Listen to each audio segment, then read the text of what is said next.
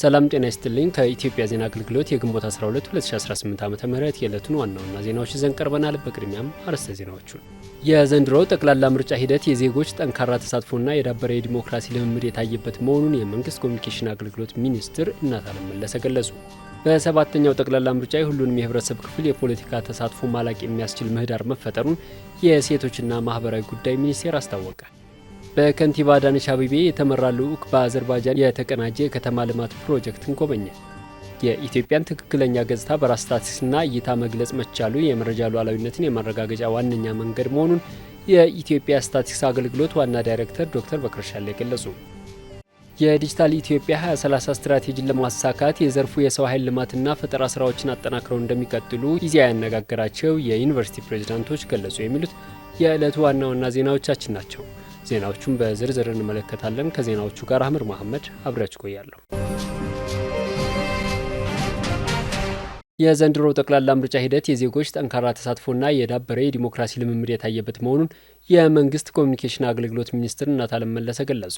ለዲሞክራሲያዊ ምርጫ ስኬት የመገናኛ ብዙኃን ሚና በሚል መሪ ሀሳብ የኢትዮጵያ ዜና አገልግሎት ከሲቪል ማህበረሰብ ድርጅቶች ባለስልጣን ጋር በመተባበር ያዘጋጀው የውይይት መድረክ በአዳማ ከተማ ተካሂዷል። በመድረኩ ላይ የመክፈቻ ንግግር ያደረጉት የመንግስት ኮሚኒኬሽን አገልግሎት ሚኒስትር እናታለም መለሰ መድረኩ በሀገር ጉዳይ ላይ የሚመከርበት ትልቅ የሀሳብ ገበታ መሆኑን ገልጸዋል። የምርጫ ሂደት ደግሞ የህዝብ የመወሰን አቅምና ልምምድ በተግባር የሚታይበት መሆኑን አንስተው የሰባተኛው ጠቅላላ ምርጫ ሂደት በኢትዮጵያ ታሪክ ጠንካራ የህዝብ ተሳትፎ የታየበት መሆኑን አንስተዋል። በመሆኑም የምርጫው ሂደት በኢትዮጵያ የዲሞክራሲ ልምምድ እየዳበረ መምጣቱን ያሳየ መሆኑን ገልጸው በስኬት እንዲጠናቀቅ መገናኛ ብዙኃን የላቀ ሚናቸውን አጠናክረው መቀጠል አለባቸው ብለዋል። የኢዜአ ዋና ስራ አስፈጻሚ አቶ ሰይፈ ደርቤ በበኩላቸው ለሰላማዊና ዲሞክራሲያዊ ምርጫ ሂደት መገናኛ ብዙኃን ሚናቸው የላቀ መሆኑን አንስተዋል። በመሆኑም ለዘንድሮ ምርጫ ስኬታማነት መገናኛ ብዙኃን በትኩረት እየሰሩ መሆኑን ገልጸው ለስኬታማነቱ በተደመረ አቅም ይበልጥ በመተባበር መስራት የሚገባን ጊዜ ላይ እንገኛለን ብለዋል። በመድረኩ የኢትዮጵያ ሲቪል ማህበረሰብ ድርጅቶች ምክትል ዋና ዳይሬክተር ፋሲካው ሞላ የሲቪክ ማህበራት በሰባተኛው ጠቅላላ ምርጫ የሚኖራቸውን የክትትልና ድጋፍ ሚና አጠናክረው መቀጠል እንዳለባቸው አስገንዝበዋል። ዲሞክራሲያዊና ፍትሐዊ ምርጫ ማካሄድ የሁሉም ባለድርሻ አካላት የጋራ ኃላፊነት መሆኑን ጠቁመው የሲቪክ ማህበራት ሚና እጅግ ወሳኝ መሆኑን አንስተዋል። ሲቪል ማህበራት በምርጫ ወቅት ያላቸው ሚና ታዛቢነት ብቻ ሳይሆን ዜጎች ለዲሞክራሲያዊ ስርዓት ግንባታ በኃላፊነትና በባለቤትነት እንዲቆሙ የማድረግ ትልቅ ኃላፊነት አለባቸውም ነው ያሉት። በዚህም ማህበራቱ ዜጎች ስለ ምርጫ አስፈላጊነት በቂ ግንዛቤ እንዲኖራቸው በማድረግ በኩል ኃላፊነታቸው ከፍተኛ መሆኑን ተናግረዋል። በሰባተኛው ጠቅላላ ምርጫ የሁሉንም የህብረተሰብ ክፍል የፖለቲካ ተሳትፎ ማላቅ የሚያስችል ምህዳር መፈጠሩን የሴቶችና ማህበራዊ ጉዳይ ሚኒስቴር ገለጸ። በመራጮች ትምህርት ላይ እውቅና የተሰጣቸው 169 የሲቪል ማህበረሰብ ድርጅቶችም ለመራጩ ህዝብ የተለያዩ የግንዛቤ ማስጨበጫ ትምህርትና ስልጠና እየሰጡ ይገኛል። የሴቶችና ማህበራዊ ጉዳይ ሚኒስትር ዴኤታ ሁሪያ አሊ ለኢዜአ እንዳሉት በምርጫው ሂደት የሴቶች ወጣቶችና የአካል ጉዳተኞችን የፖለቲካ ተሳትፎ ማረጋገጥ የሚያስችል ምህዳር ተፈጥሯል። በዘንድሮው ጠቅላላ ምርጫ ለመራጭነት የተመዘገበው ከፍተኛ የህዝብ ቁጥር የዜጎችን ተሳትፎ በማሳደግ የአሳታፊነት አስቻይ ሀገራዊ አጀንዳ መፈጠር እንደሚያሳይ ገልጸዋል። የኢትዮጵያ ጠቅላላ ምርጫም የተለያዩ የህብረተሰብ ክፍሎች ህገ መንግስታዊ የመምረጥና መመረጥ መብት የሚያረጋግጥ እኩል የመወዳደሪያ ሜዳ መፍጠሩንም ተናግረዋል። የምርጫ ሂደቱን ዲሞክራሲያዊና ሰላማዊነት ለማስጠበቅ በተለያዩ አማራጮች ህዝብን የማንቃትና ማስገንዘብ ስራ እየተሰራ መሆኑን አንስተዋል። ለአብነትም የምርጫ ጣቢያዎች ለአካል ጉዳተኞች ምቹ እንዲሆኑና የሁሉንም የህብረተሰብ ክፍል የነቃ ተሳትፎ የሚያልቅ ስራ መሰራቱን አስረድተዋል። በቀጣይም ለምርጫው ነጻ ዲሞክራሲያዊና ፍትሐዊነት በንቃት መሳተፍ እንደሚጠበቅባቸው አንስተዋል። በተለያዩ ሁኔታ የሚገኙ የማህበረሰብ ክፍሎችም በምርጫው ላይ የሚሳተፉበት ሁኔታ መፈጠሩን ጠቅሰዋል። ዜጎችም በወሰዱት የመራጭነት ካርድ መሰረት ለሀገር ይበጃል ለሚሉት የፖለቲካ ፓርቲ ድምጽ በመስጠት የነቃ የፖለቲካ ተሳትፎ ማድረግ እንደሚኖርባቸው አስገንዝበዋል።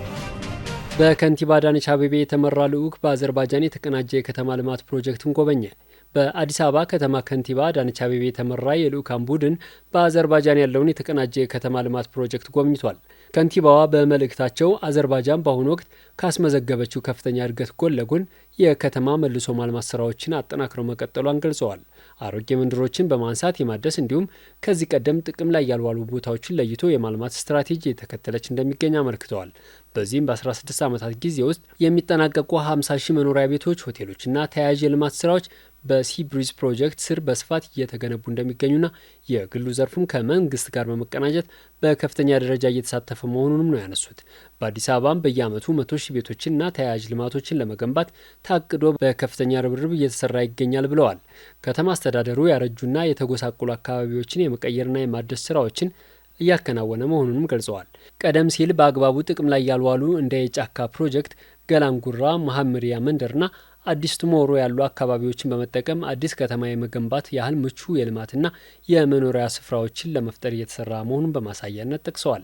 ይህ መጠነ ሰፊ የቤት ልማትና የከተማ ማደስ እንቅስቃሴ በዋናነት የመኖሪያ ቤት ችግርን ለማቃለልና መዲናዋን የቱሪዝም መዳረሻ ለማድረግ የታለመ ነው ብለዋል ከንቲባዋ። በቀጣይነትም በላቀ ጥረትና በልማት ልህቀት አዲስ አበባን እንደ ስሟ አበባ በማድረግ ዓለም አቀፍ ተወዳዳሪነቷን ግንባር ቀደም ለማድረግ አበክሮ የመስራት ስራ ተጠናክሮ እንደሚቀጥልም አመልክተዋል። የኢትዮጵያን ትክክለኛ ገጽታ በራስ ስታቲስቲክስና እይታ መግለጽ መቻሉ የመረጃ ሉዓላዊነትን የማረጋገጫ ዋነኛ መንገድ መሆኑን የኢትዮጵያ ስታቲስቲክስ አገልግሎት ዋና ዳይሬክተር ዶክተር በከር ሻሌ ገለጹ።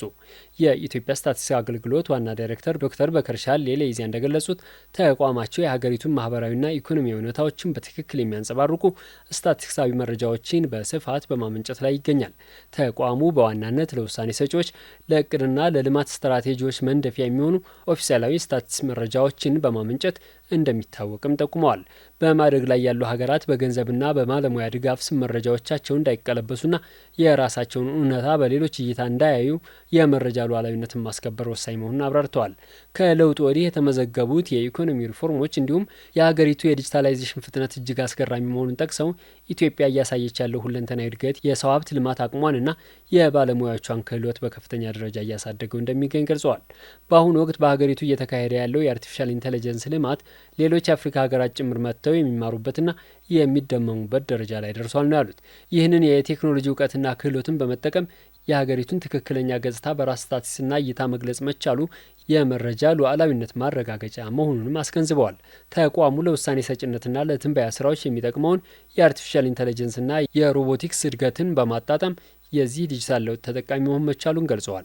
በአሁኑ ወቅት የኢትዮጵያ ስታቲስቲክስ አገልግሎት ትልቅ አቅም ያለው የሰርቨር መሰረተ ልማት መገንባት መቻሉን ጠቅሰዋል። የቴክኖሎጂ ስጋቶችን ለመቀነስና መረጃዎችን በአንድ ቋት ብቻ ከመያዝ ለመውጣት በቴሌ ክላውድና በተለያዩ አማራጮች መረጃዎች የማባዛት ስራ እየተሰራ መሆኑን ተናግረዋል።